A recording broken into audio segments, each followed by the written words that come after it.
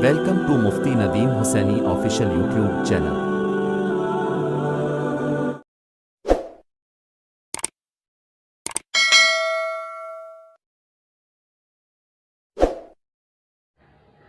قال النبی صلی اللہ علیہ وسلم الحسن والحسین سیدہ شباب اہل الجنہ رضی اللہ تعالی عنہما۔ میرے بھائیو دوستو، نبی اکرم صلی اللہ علیہ وسلم نے جو ارشاد فرمایا کہ حسن و حسین رضی اللہ تعالی عنہما یہ دونوں میرے شہزادے جنتی نوجوانوں کے سردار ہوں گے، اور یہ ابن ماجہ کے اندر روایت موجود ہے۔ اور دوسرا جملہ پیارے پیغمبر علیہ السلام نے ارشاد فرمایا کہ سیدنا ابو بکر صدیق اور حضرت عمر فاروق رضی اللہ تعالیٰ عنہ یہ دونوں شخصیات جنتی بوڑھوں کے سردار ہوں گے۔ اب جنت میں بوڑھے ہوں گے یا نہیں، تو پھر ان حضرات کا نام کیوں لے دیا کہ جنتی بوڑھوں کے سردار ہوں گے؟ وہاں پہ تو سارے کے سارے نوجوان ہوں گے۔ تو میرے دوستو، اس سوال کا جواب یہ ہے کہ پیارے پیغمبر علیہ السلام نے ارشاد فرمایا کہ جنت میں کوئی بھی بڑھاپے کی حالت میں نہیں جائے گا۔ جو بھی بوڑھا ہوگا وہ بھی جوانی کی حالت میں دنیا سے یعنی بڑھاپے کی حالت میں دنیا سے گیا، وہ بھی جوانی کی حالت میں جنت میں داخل ہوگا۔ تو اس لیے میرے دوستو، اس سوال کا جواب یہ بنا کہ جو شخص جوانی کی حالت میں دنیا سے چلا گیا تو اس کو قیامت کے دن جنت میں جوانی ہی نصیب ہوگی، اور اس جوان کا سردار سیدنا امام حسین اور امام حسن رضی اللہ تعالیٰ عنہما ہوں گے۔ اور وہ حضرات جو دنیا سے بڑھاپے کی عمر میں گئے تو ان حضرات کے لیے سرداری سیدنا ابو بکر صدیق رضی اللہ تعالیٰ عنہ، حضرت عمر فاروق رضی اللہ تعالیٰ عنہ، ان دونوں حضرات کو ان بوڑھوں کی سرداری نصیب ہوگی۔ تو گویا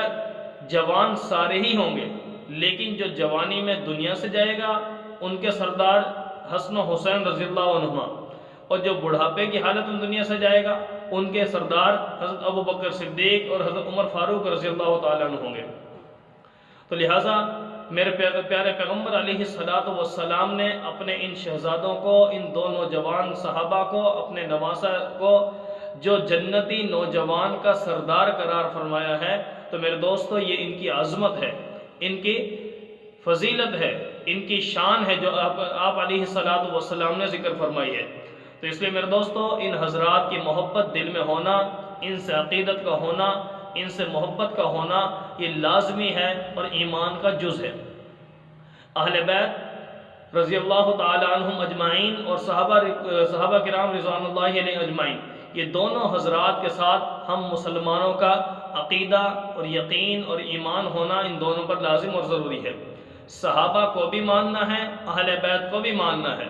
صحابہ کی ازواج کو بھی ماننا ہے، اہل بیت کی ازواج کو بھی ماننا ہے، پیغمبر کی ازواج کو بھی ماننا ہے، پیغمبر کی اولاد کو بھی ماننا ہے۔ تو لہٰذا میرے دوستو، پیارے آقا صلی اللہ علیہ وسلم نے جو ان کے بارے میں ارشاد فرمایا کہ جنتی نوجوانوں کے سردار ہوں گے، جنت میں ان کا اعلیٰ مقام، ان کا مرتبہ، ان کا کیا ہوگا، ان کے لیے اللہ رب العالمین نے پیارے پیغمبر علیہ السلام کے زبانی ارشاد فرما دیا۔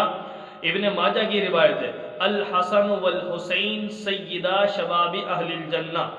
رضی اللہ تعالی عنہما۔ تو اس کے علاوہ ان حضرات کے اور بھی فضائل بہت سے وارد ہوئے احادیث کے اندر۔ میرے دوستو، پیارے پیغمبر علیہ السلام کو اپنے ان دو شہزادوں سے کمال درجے کی محبت یہ تھی کہ نماز کے دوران بھی اگر یہ صحابہ، یہ حضرات پیغمبر علیہ السلام کی پشت پر سوار ہو جاتے، آپ علیہ السلام ان کی خاطر سجدے کو لمبا فرما دیا کرتے تھے۔ یہ ہے ان سے محبت، ٹھیک ہے۔ اور دوسرا، ایک دفعہ آپ صلی اللہ علیہ وسلم ارشاد فرما رہے تھے جمعہ کا خطبہ، لیکن دوران خطبہ یہ شہزادے مسجد کے اندر داخل ہوئے تو پیارے پیغمبر علیہ السلام نے آگے بڑھ کر ان حضرات کو اپنے گود میں اٹھا لیا، خطبے کو چھوڑ دیا۔ گوئے پیارے پیغمبر علیہ السلام کی ان سے محبت تھی۔ اور دوسرا، ایک مرتبہ نبی اکرم صلی اللہ علیہ وسلم جا رہے تھے اور یہ حضرات کھیل رہے تھے راستے کے اندر، تو پیارے پیغمبر علیہ الصلوۃ والسلام نے ان کو پکڑنا چاہا، جیسے بچے اپنے بڑے سے، بھائی سے یا